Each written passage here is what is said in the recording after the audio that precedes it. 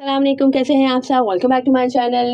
मोहम्मद नवाज़ जिन्होंने नीदरलैंड के अगेंस्ट बहुत ही आउटस्टैंडिंग परफॉर्मेंस दी थी। बॉलिंग में भी उन्होंने अच्छी है कि लेंथ पे बॉलिंग की थी एंड काफ़ी खैर इम्प्रेस किया था मुझे with the bowling and with the bat.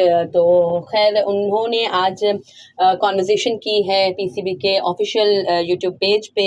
वो कॉन्वर्सेशन शेयर भी की गई है जिसमें उन्होंने कहा है कि किसी भी टीम के लिए ये बहुत इंपॉर्टेंट होता है कि वो एक बड़े इवेंट यानी वर्ल्ड कप का इवेंट का आगाज़ पॉजिटिव वे में करे और जीत से करे, और यही हम चाह रहे थे कि एज अ टीम हम अच्छा परफॉर्म करें और पहला मैच अच्छा जीतें। तो है कि काफ़ी है कि उससे कॉन्फिडेंस बूस्ट होता है। और फिर उन्होंने पार्टनरशिप की बात की। सऊद शकील और रिजवान के दरमियान जो पार्टनरशिप हुई थी, उन्होंने कहा कि वो बहुत ज़्यादा काफ़ी क्रूशियल थी, और क्योंकि हमने अर्ली विकेट्स लूज़ कर दी थी, but the way Saud Shakeel ने खेला है, अटैकिंग क्रिकेट खेली है, और हम 30 for 3 थे जब सऊद शकील बैटिंग करने गए। बट जिस तरह से उन्होंने जाके काउंटर अटैक किया है उस है कि उसने बहुत ही ज़्यादा कॉन्फिडेंस बूस्ट किया था पाकिस्तान टीम का, और ऑब्वियसली सऊद शकील का भी कॉन्फिडेंस बूस्ट हुआ होगा।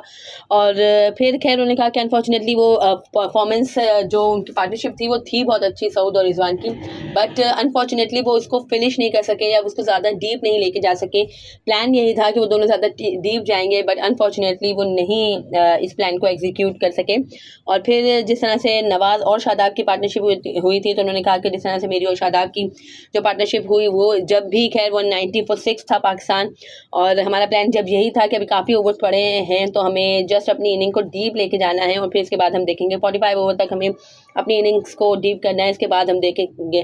तो जो प्लान था हमारा वो यही था, और है कि अच्छी खैर पार्टनरशिप हुई और एक अच्छा टोटल लगा, बट अनफॉर्चुनेटली हम भी फिनिश नहीं कर सके, और अच्छा जो हम चाह रहे थे वैसा हमने फिनिश नहीं किया। बट है कि ओवरऑल अच्छी पार्टनरशिप हुई थी उनके दरमियान और शादाब के दरमियान, और एक अच्छा टोटल बोर्ड पे मोहम्मद नवाज़ ने कहा कि हमने लगा दिया था। और है कि बैज़िल के बारे में उनसे पूछा गया तो उन्होंने कहा कि वो बहुत ही फिनोमिनल ऑलराउंडर है, और जिस तरह से उन्होंने इसको आउट किया था तो वो एक ड्रीम बॉल होता है किसी भी लेफ्ट आर्म स्पिनर का।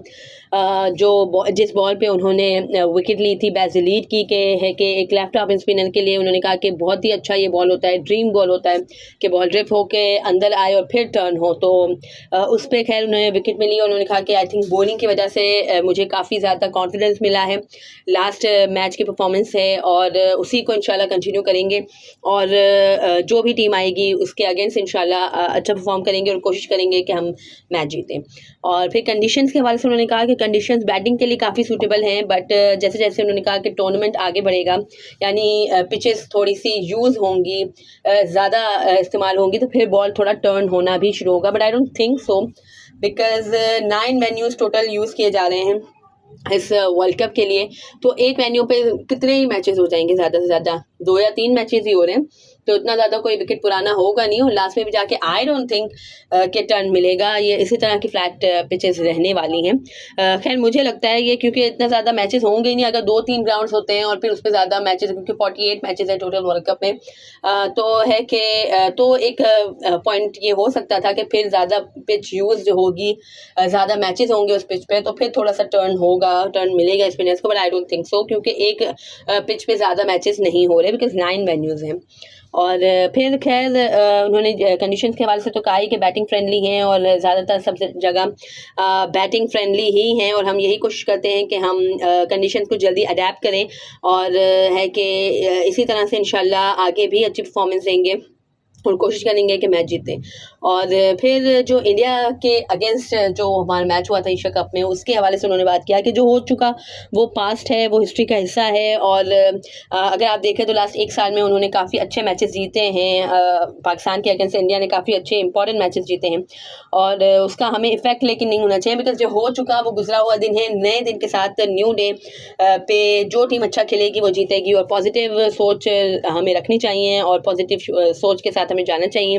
और उनकी टीम बेशक नो डाउट अच्छा परफॉर्म कर रही है, बट हमारी टीम भी अच्छी है, और हम भी है कि कैपेबल हैं, स्किलफुल हैं, और इंशाल्लाह कोशिश करेंगे कि पीछे जो भी हुआ उसे भूल कर आगे एक नए दिन के साथ, एक नई वलवले के साथ इंशाल्लाह कोशिश करेंगे कि अच्छा परफॉर्म करने की करें, और इंशाल्लाह हम जीतें।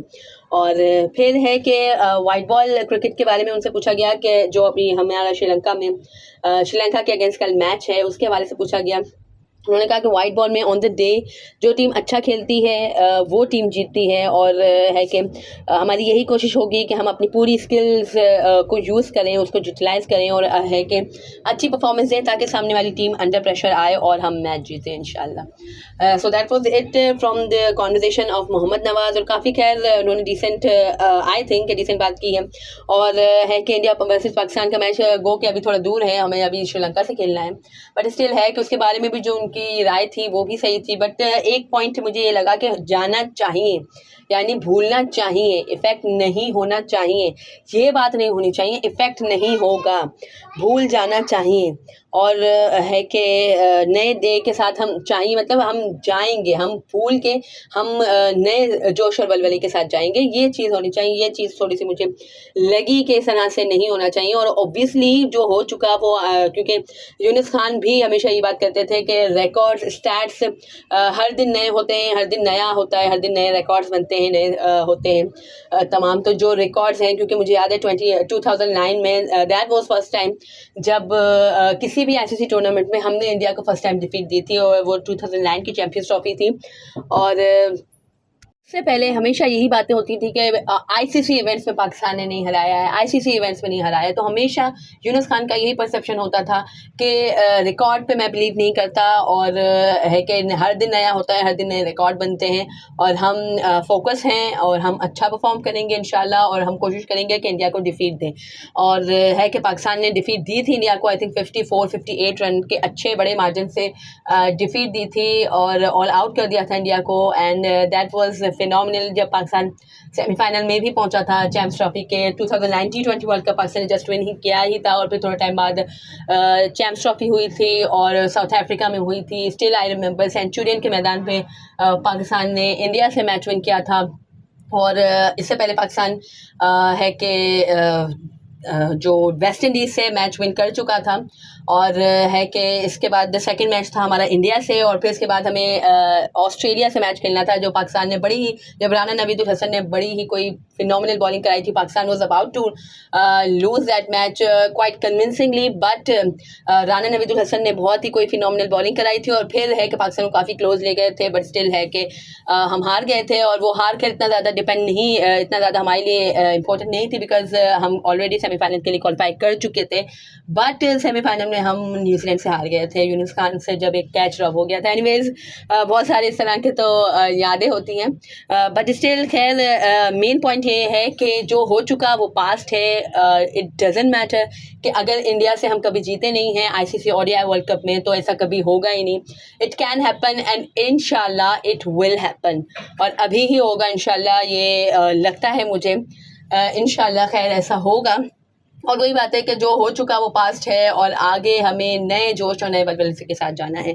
और ऑब्वियसली हमारी दुआएं तो हमारी टीम के साथ ही है कि अल्लाह ताला हमारी टीम का हामी नासिर हो, और अल्लाह ताला हर मैदान में पाकिस्तान को फतेह याब करें, आमीन। अगर आपको मेरी वीडियो पसंद आई हो तो लाइक कीजिएगा, share to the friends and family, and do subscribe to my channel for more such content. अल्लाह हाफिज़।